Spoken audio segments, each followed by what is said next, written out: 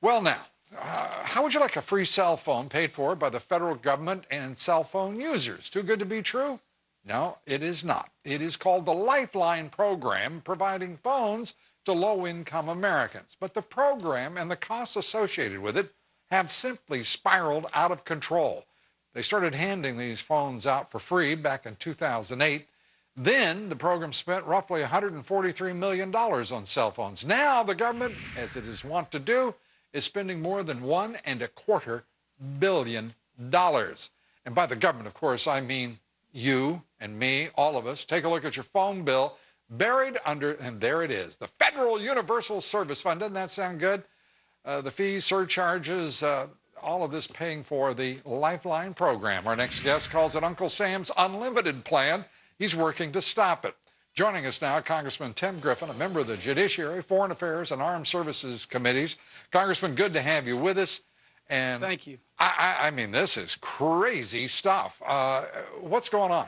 Well, unfortunately, we've gotten accustomed to hearing these kind of stories. But what happened is, for years, we had a reasonable Lifeline plan whereby low-income folks could get a landline in their home.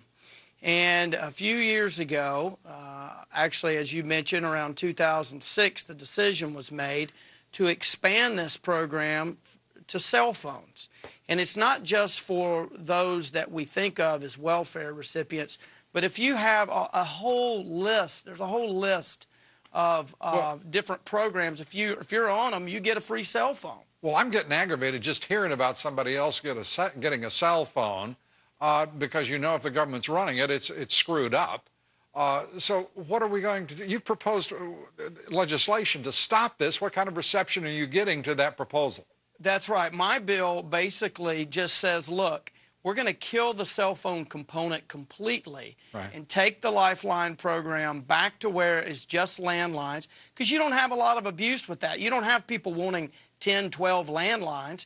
You've got people getting 5, 10, 20, 40 cell phones, not showing identification, trading them, selling them. Well, what idiot would be giving people 20 phones, 3 phones, 40 phones? I mean, here's the way this works. You have private sector companies who have signed up for this federal program. And every phone that they give out, they get a certain amount of money.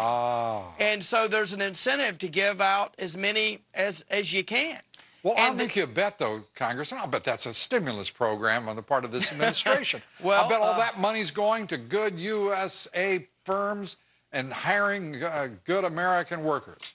Well, let me just tell you, we're trying to stop it. We've got a lot of support, but we need a lot more. I went through the list, Congressman, of those phone companies. By the way, they're not good USA. There may be fine companies, but they're not about American business, and they're not about American workers. This is a crazy proposition we've got here. Well, and it also brings up the fundamental question of why are we providing people with free cell phones? These aren't phones where you push a button for an emergency to call 911.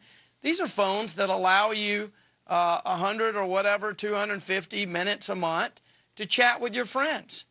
And it raises the fundamental question of why are we buying cell phones for the population? There's something like, if you go through the list, something like 50 to 60 million people are potentially eligible under the law as it's currently written for these phones. Congressman, I don't want to in any way seem disputatious or argumentative with you, but under this administration, my guess is about 300 million people could be interpreted as being eligible for this program. Well, we're trying to stop it.